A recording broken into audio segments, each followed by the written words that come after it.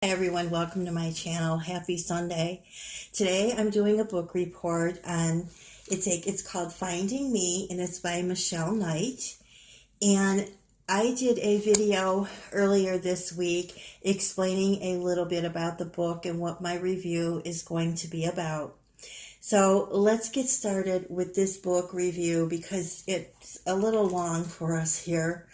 It's called Finding Me by Michelle Knight. And Michelle Knight was kidnapped by a school bus driver named Ariel Castro here in the city of Cleveland, Ohio. For more than a decade afterward, she endured unimaginable torture at the hands of her abductor. In 2003, Amanda Berry joined her in captivity, followed by Gina DeJesus in 2004. Their escape on May 6, 2013 made headlines around the world.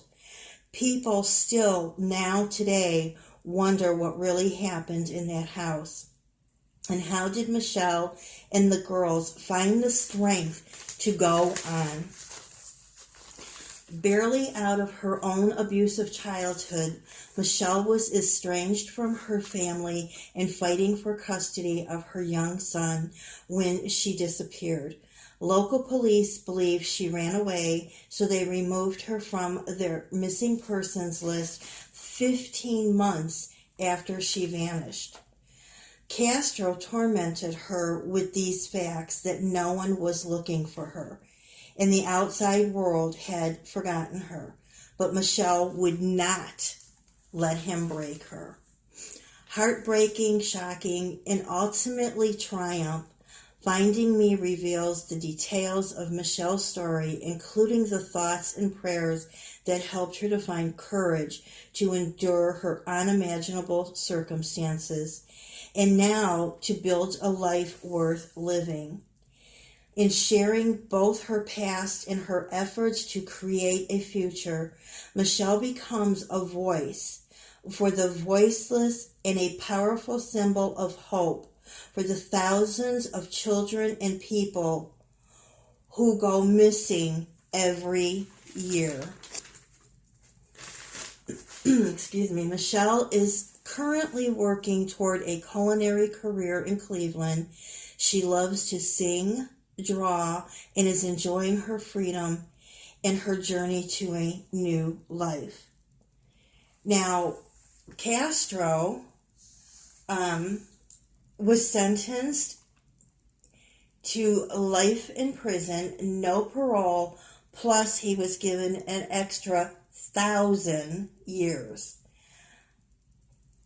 He hung himself 1 month later in his jail cell in our county jail.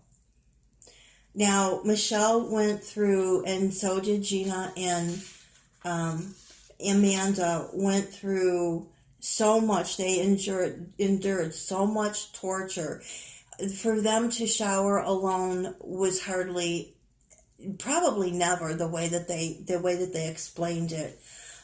Here's some pictures of what they endured and how they lived in what they had called basically just, this house was like, it was like the house of horrors. Like, look, this is the house that Michelle grew up in.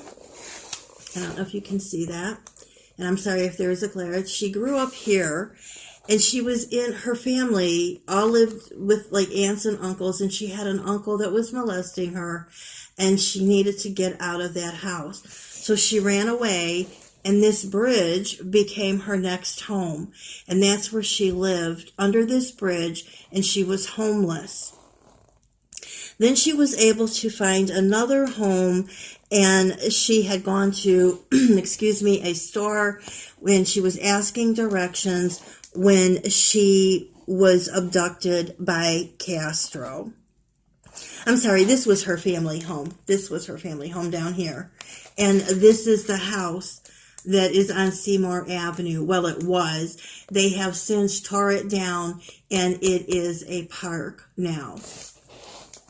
This is a helmet that he made them wear when he abducted each girl.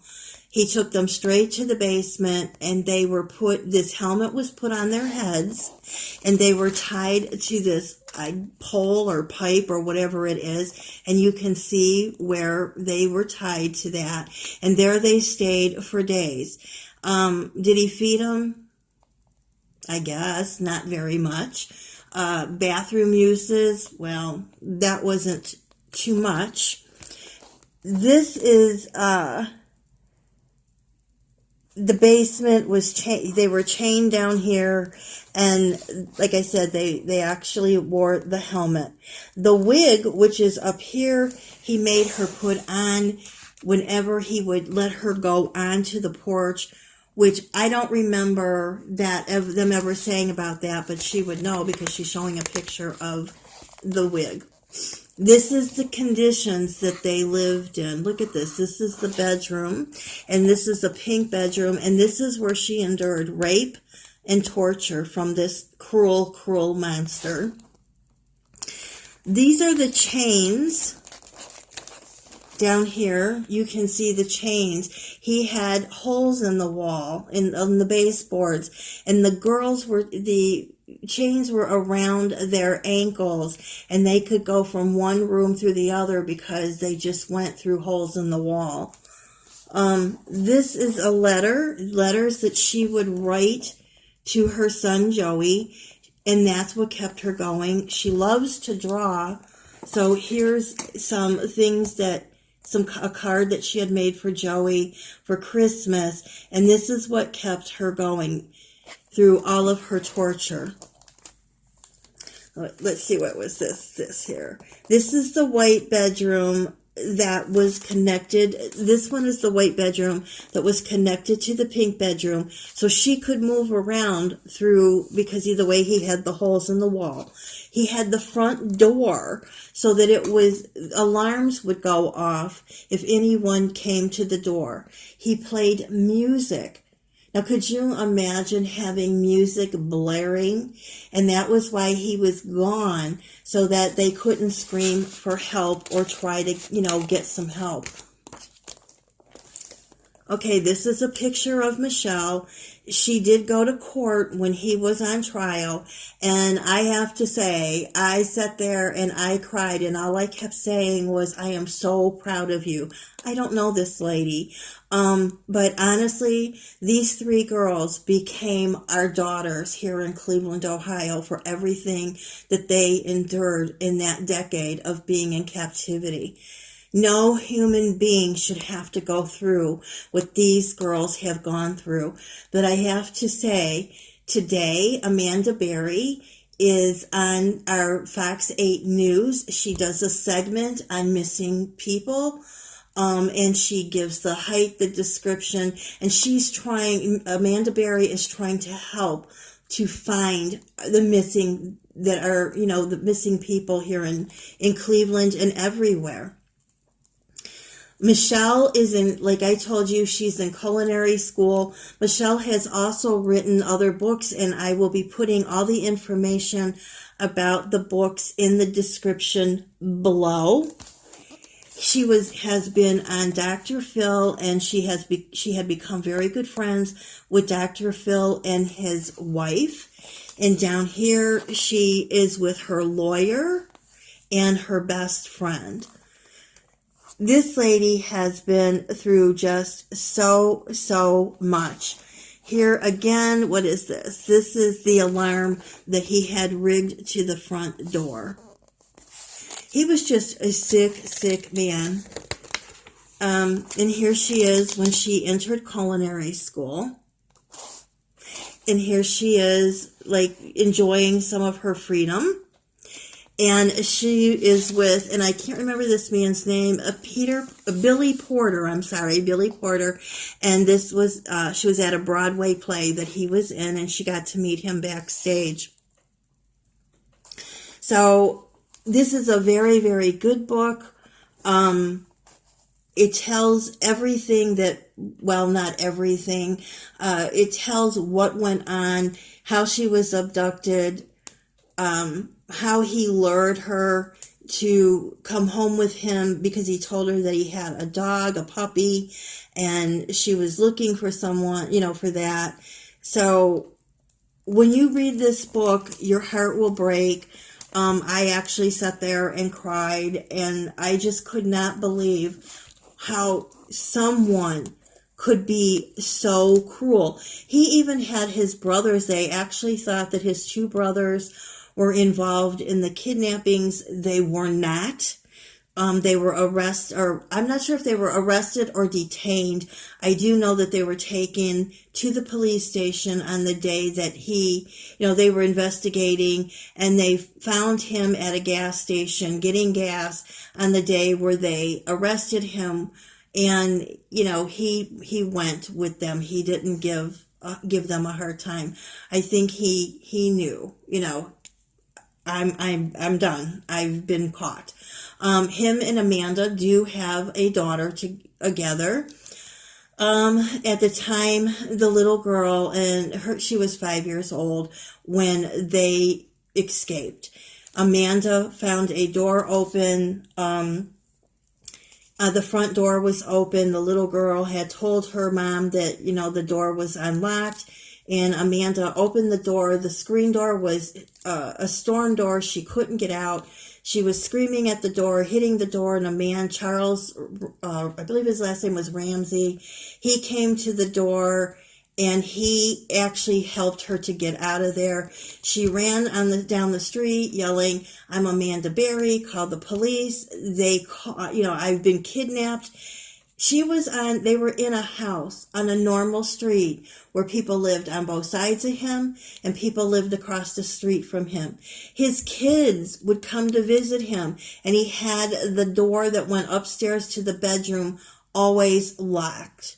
Now, I have had a big house to where, I did close the door to the bedrooms upstairs for heating purposes, but it was never locked, and anybody could have went up there at any time. And his kids even said we could never understand why we couldn't go up there. The reason why they couldn't go up there because these 3 women were up there. At one point, he had people come over for the weekend, and he put them in a van in his garage with no bathroom facilities, and they stayed in his van.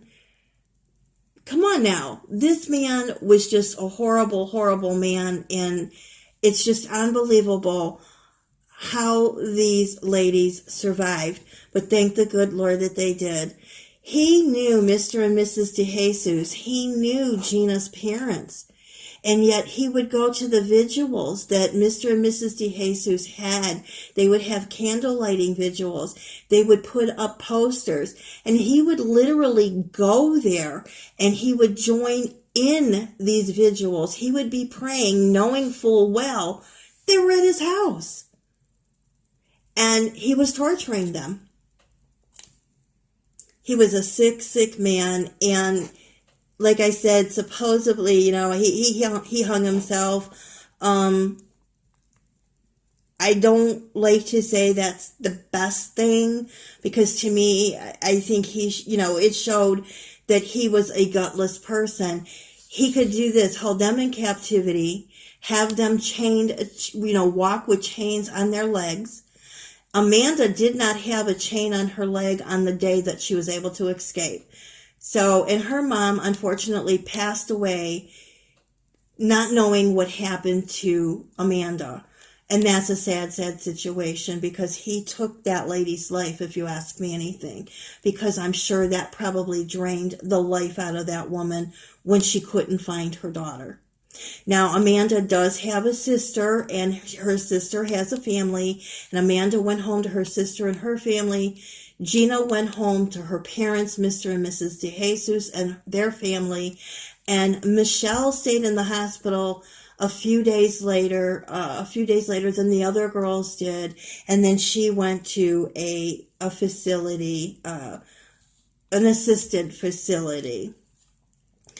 So when they brought the girls home, we had a coverage for the whole day, pretty much, bringing them into their homes, and we, got to see Mr. and Mrs. DeJesus bringing home Gina, and Amanda's sister brought her home, but Michelle was still in the hospital. Now, Michelle has written other books, and I have to hurry because I don't want to go over my time. And the name of her I will put all of this in my description below, but she wrote a book, Life After Darkness, and also Touched by Evil. And this one, and again, it's called Finding Me, and you can find her books, and you can also find the book written by Amanda Berry and Gina DeJesus. It's called Hope, and they can all be found on Amazon in both hardback and paperback. That is the end of my review. If you have any questions or comments, please leave it in the comments below. I hope you will hit subscribe. I hope you will hit the bell notification so you will be notified every time I upload a video. I could use some thumbs up. And again, I would appreciate some comments, and let me know if you heard about this, if you would like to read these books. If you want me to review Amanda and Gina's book called Hope. If you do, I most certainly will. Have a wonderful evening and take care. Bye.